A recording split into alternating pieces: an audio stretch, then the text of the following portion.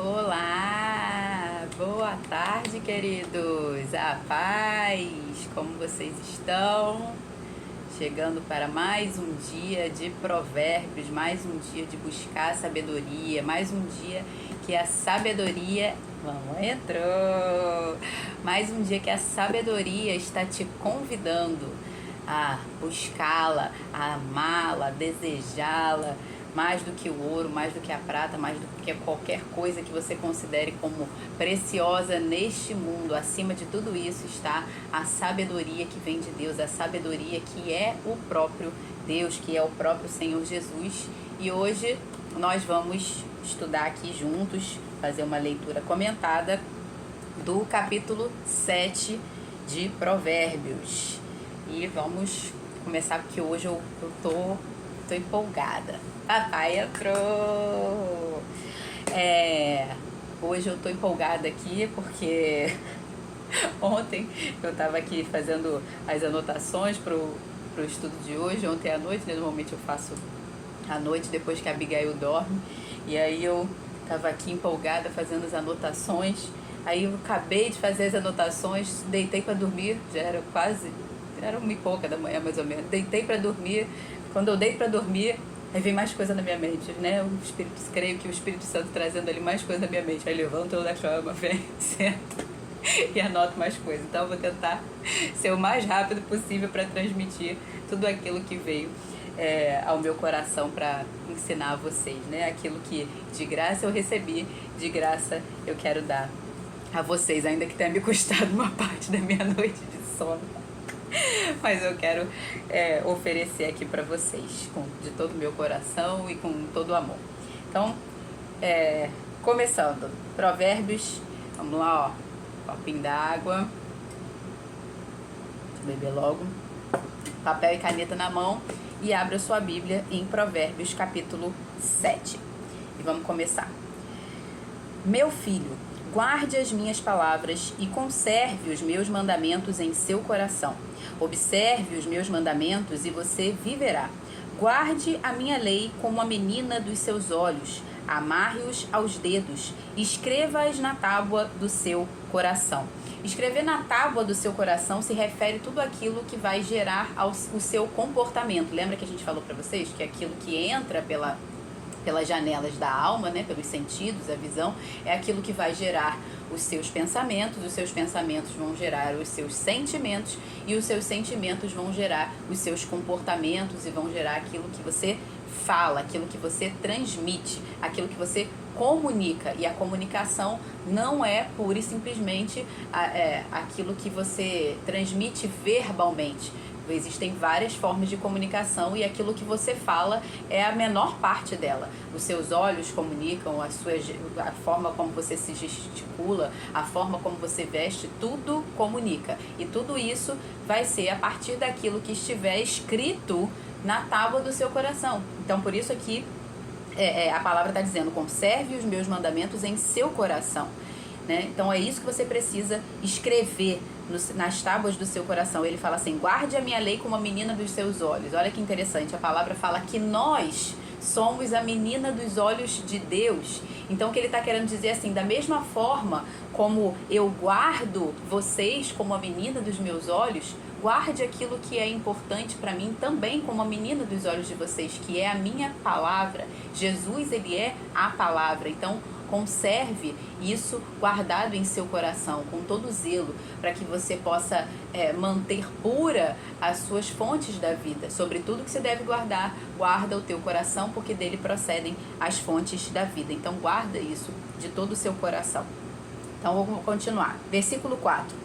Diga à sabedoria: você é minha irmã, e ao entendimento: você é meu parente. Olha que interessante. Quando ele fala aqui de você é minha irmã, você é meu parente, ele está falando de... Desculpa, gente. Quando ele está falando de você é minha irmã, você é meu parente, ele está falando aqui de um relacionamento íntimo, um relacionamento familiar. Jesus é o Filho de Deus, né? Ele é o nosso irmão em Cristo. Em Cristo nós somos todos irmãos. Ele foi o Filho unigênito que passou a ser o primogênito entre muitos irmãos. Nós somos irmãos. Jesus é o nosso irmão mais velho, Deus o nosso Pai, e o Espírito Santo que habita em nós, que é aquele que nos guia, que o papel do Espírito Santo é o que está mais intimamente ligado ao papel que a mulher precisa desempenhar. Então, ele está falando aqui, tenha um relacionamento íntimo, seja como um irmão, seja como um parente, né, da sabedoria, do entendimento. Então tenha esse relacionamento de intimidade. E a palavra fala que a intimidade do Senhor é para com os que o temem. Então você, para ter um relacionamento de intimidade com a sabedoria, obrigatoriamente você precisa temer ao Senhor. Sem esse temor do Senhor não tem como haver, não há a possibilidade de você ter um relacionamento íntimo com Deus, com a sabedoria de Deus. Continuando. Versículo 5. Eles o guardarão da mulher imoral, da estranha que lisonjeia com palavras, porque da janela da minha casa, olhando pela grade, vi entre os ingênuos, preste atenção nessa palavra, ingênuos, e descobri entre os jovens um que não tinha juízo. Ele ia e vinha pela rua, junto à esquina da mulher estranha, e seguia o caminho da casa dela, no crepúsculo ao anoitecer, na escuridão da noite, nas trevas. Olha o que ele está falando aqui, que era uma pessoa ingênua, um jovem, uma pessoa imatura, uma pessoa que ainda não havia adquirido ou não havia buscado a sabedoria, alguém inexperiente, alguém sem juízo, alguém sem bom senso, porque somente, como a gente viu no último texto, eu não lembro agora se foi em Provérbios 6 ou Provérbios 5, porque já é o terceiro texto que a gente está lendo que tratando desse assunto, para você ver a importância que foi dada a isso, e ele fala com relação ao bom senso, com relação ao bom siso. E a gente falou em Provérbios 1 também isso, né, quando a gente estudou, que em Provérbios 1, versículo 4, pela NVI, eu gosto dessa versão, que diz assim, os provérbios, né, de sabedoria ajudarão a dar prudência aos inexperientes e conhecimento e bom senso aos jovens, né? Os jovens, os imaturos, os inexperientes, e aí eu não estou falando só os jovens de idade, eu estou falando os jovens e inexperientes, imaturos, tolos, insensatos, vamos colocar assim, porque sem bom senso, são todos aqueles que não buscaram a sabedoria. E aí você vai ver desde jovens e adolescentes até marmanjos de 40, 50, 60 anos que se recusam a crescer porque se recusam a buscar a sabedoria, se recusam a obedecer os princípios da palavra de Deus e preferem dar vazão, preferem recorrer aos desejos, aos impulsos da carne. São os jovens, de modo geral, ele se deixa enredar por todo tipo de elogio, porque ele ainda é emocionalmente fraco, emocionalmente inexperiente, e está sempre buscando recompensas imediatas, prazeres imediatos. Então o jovem normalmente vai ser mais suscetível a esse tipo de coisa pela sua imaturidade, mas não é somente o jovem de idade, como eu acabei de falar. Você vai ver muita gente, muitos homens e mulheres mais velhos caindo nesse padrão de comportamento e se tornando uma presa fácil, justamente porque ainda tem essa necessidade de se autoafirmar, ainda não entendeu que é o Senhor quem nos afirma, que é o Senhor quem nos aprova. E se somos amados por Ele, não precisamos mendigar, ser carentes do amor de mais ninguém. Então precisamos amar em primeiro lugar ao Senhor, depois a nós mesmos, para que possamos transbordar esse amor ao próximo. Então, se a gente não tem esse entendimento, a gente se torna uma presa fácil, carente, suscetível a todo tipo de elogios, por conta da imaturidade, por conta da falta de bom senso. Nem dei boa tarde pro pessoal do YouTube. Boa tarde. Então, olha que interessante, quando ele fala lá em Provérbios 1, versículo 4 na NVI, que eu li aqui, ajudarão a dar prudência aos inexperientes e conhecimento e bom senso aos jovens, ele está falando que são os provérbios que vão ajudar a fazer isso, né? Que vão dar dar essa prudência e esse conhecimento. E o que são provérbios? Talvez você nunca tenha parado para pensar. Provérbios Talvez você ache que a gente vive na era dos microconteúdos, não sei se você já ouviu esse termo, que a gente vive na era dos microconteúdos na internet, né, que são as redes sociais e são os reels, né, que são conteúdos pequenos, às vezes de 1 minuto e meio, ou os stories, tanto do YouTube, quanto no Facebook, quanto no Instagram, nas redes sociais de modo geral, no Twitter, que são pequenas frases ou pequenos vídeos também. Isso, as pessoas acham que agora surgiu a era do microconteúdo. Mas o que são provérbios? Talvez você nunca tenha parado para pensar nisso. Provérbio nada mais é, um provérbio nada mais é do que um microconteúdo, e aqui eu vou ler aqui, é um microconteúdo atrativo, a mesma coisa que um reels, né? É um microconteúdo atrativo, algo que atraia a sua atenção, mas que é para exortar, que é para edificar, para aconselhar, para ensinar, para instruir, para educar. Ele é um microconteúdo para isso. Então, não foi essa galera nova aí das redes sociais, os criadores das redes sociais, os Zuckerbergs da vida, não foram eles que criaram os microconteúdos. Isso já existe e foi dado pelo próprio Deus. E aqui você vê o Salomão foi o primeiro criador de microconteúdo, né, estabelecido. Deus é o primeiro criador de microconteúdo. E aí você vai ver na palavra de Deus, o livro de Provérbios, muito mais contextualizado com relação a isso. Só essa observação que eu achei uma curiosidade importante aqui para falar. Em Tito 2, no versículo 6, diz assim: exorto aos jovens para que tenham bom senso. E o que é o oposto do bom senso? É justamente a insensatez. E a insensatez é que vai fazer aqui cair nesse tipo de situação, né? A insensatez é o quê? É a tolice, é aquele que não busca a sabedoria. Por isso a gente ensinou lá, a gente estudou sobre isso no livro de Provérbios também, no capítulo 1, falando dos pais, a importância de ensinar a criança, desde o princípio, o bom senso. Porque se a criança não aprende o bom senso, que são esses limites dados por Deus, os princípios e valores estabelecidos por Deus para a nossa própria segurança, se ele não aprende isso desde pequeno, ele vai desprezar a sabedoria. Futuramente ele vai crescer desprezando a sabedoria, ele vai crescer sem o temor do Senhor.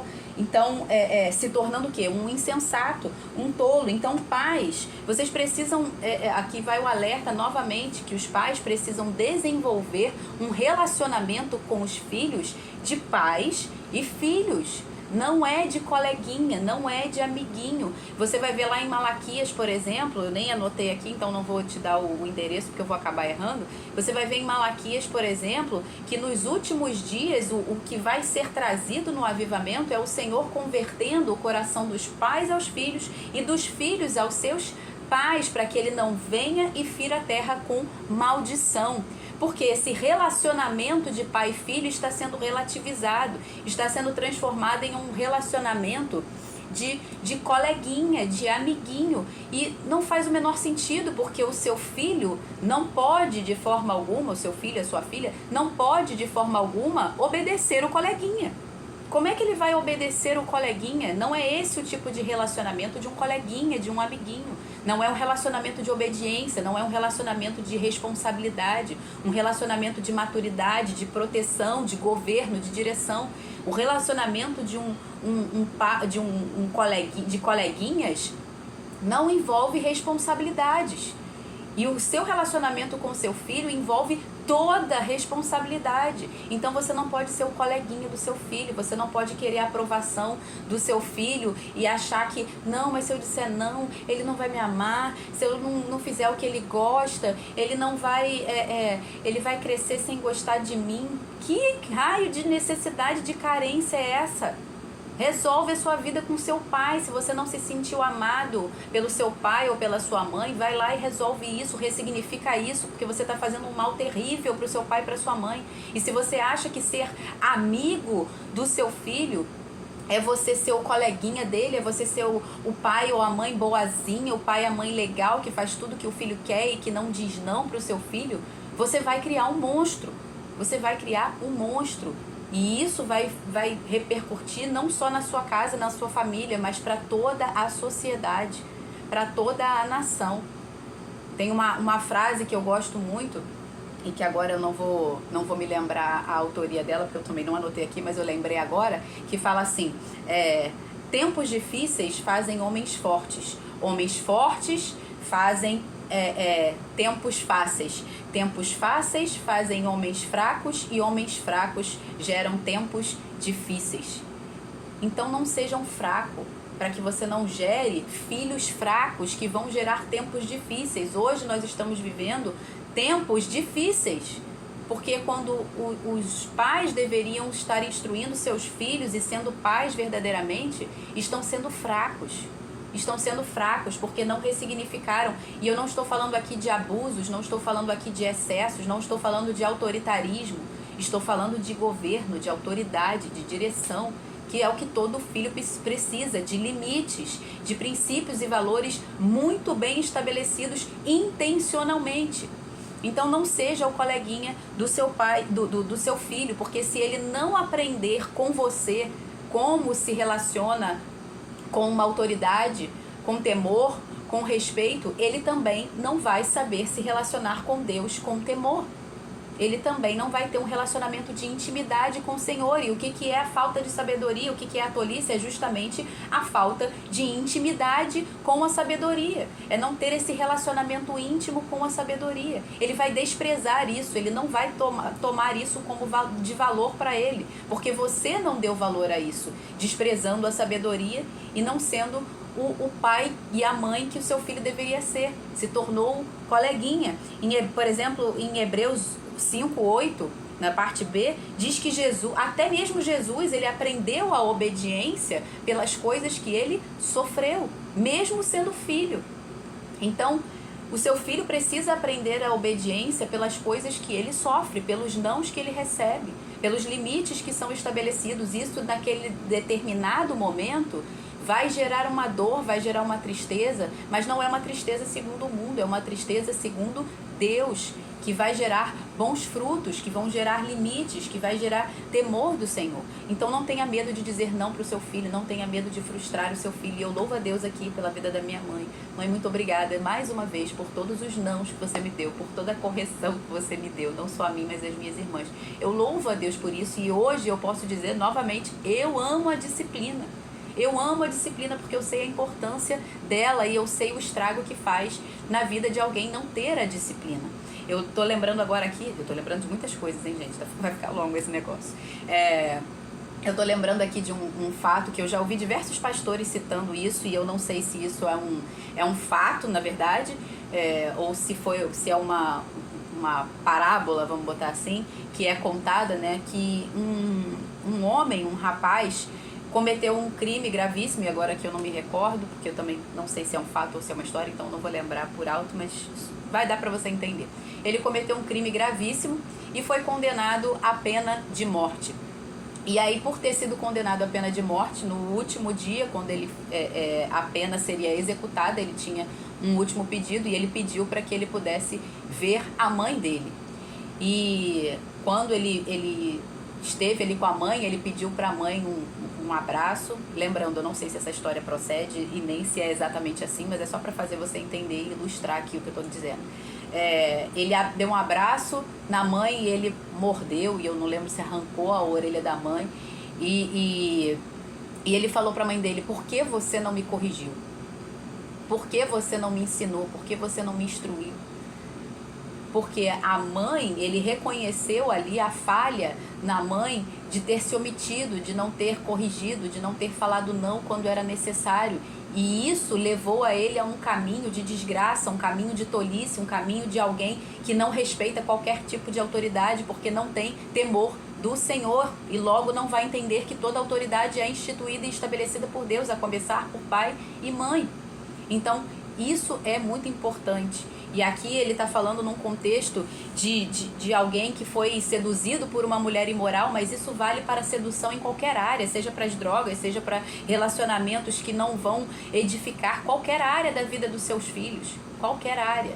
Sem a sensatez, sem a sabedoria, sem a instrução, sem a correção, o seu filho tem enormes chances, 99,9% de chances de enveredar por um caminho que você não quer para ele. Então ame o suficiente para corrigi-lo. A palavra fala que aquele que ama o seu filho cedo vai corrigi-lo, desde cedo. Não é quando ele for velho. Ensina a criança no caminho, e até quando for velho ela não vai se desviar dele. Tá, vamos continuar aqui. Deixa eu ver se eu esqueci alguma coisa. Não, então vamos lá. Versículo 10. Eis que a mulher lhe saiu ao encontro com vestes de prostituta, com roupas de prostituta e astúcia no coração. E aqui eu já quero parar logo nessa primeira parte aqui. O que as suas roupas estão comunicando? E aqui eu vou falar especificamente mais para as mulheres até do que para os homens. O que as suas roupas estão comunicando? Como eu falei no início, não é só aquilo que você fala que comunica. Pelo contrário, aquilo que você fala é o que tem menor valor dentro da sua comunicação. A forma como você gesticula, a forma como você se expressa, se você fala alto, se você é espalhafatosa, ele até vai falar aqui, né? Ela é espalhafatosa e inquieta, no versículo 11, e os pés dela não param em casa. Uma forma espalhafatosa de você se portar, de você se expressar, a forma como você gesticula e a forma como você se veste, tudo isso está comunicando. As suas caras e bocas, os seus entreolhares, tudo isso está comunicando. Então, o que as suas roupas estão comunicando? Hoje você também vai ter, por exemplo, e quando eu falo de o que as suas roupas estão comunicando, não é só espiritualmente falando, mas também almaticamente, psicologicamente, o que isso está comunicando. Hoje, por exemplo, está bastante em voga, talvez você já tenha ouvido falar nessa palavra, a questão dos arquétipos. Se caso você não tenha ouvido falar, o arquétipo é um conceito da psicologia analítica que estuda justamente os padrões universais do comportamento humano. E esses arquétipos, como todo conceito neste mundo, como todo conceito humano, vamos colocar assim, tem aquilo que é bom e que você precisa reter o que é bom. Eu mesmo estudo sobre isso e ajuda muito. Então é bom que você estude e retenha aquilo que é bom, mas tem muita coisa por trás disso que é maligna. Então você precisa tomar cuidado com aquilo que você comunica com as suas roupas. E às vezes, por essa questão do arquétipo, você é estimulado a comunicar intencionalmente. Então talvez aquilo que você esteja escolhendo comunicar seja algo maligno. Então muito cuidado com esse tipo de influência, das formas como você se comunica, porque as suas roupas falam mais de você do que você imagina, mais do que qualquer discurso longo de apresentação. Você pode chegar hoje e fazer o discurso mais longo de apresentação que você conseguir, mas as suas roupas vão comunicar muito mais sobre você do que aquilo que você está falando. Por exemplo, a prostituição, ela é um espírito maligno. E aqui ele está falando aqui justamente de que a mulher saiu ao encontro com roupas de prostituição. E talvez aqui eu tenha até que medir aqui agora as palavras, né? Que eu nem sei se eu posso usar esse tipo de palavra. Nós estamos assim numa era onde a liberdade impera, não há censura, né?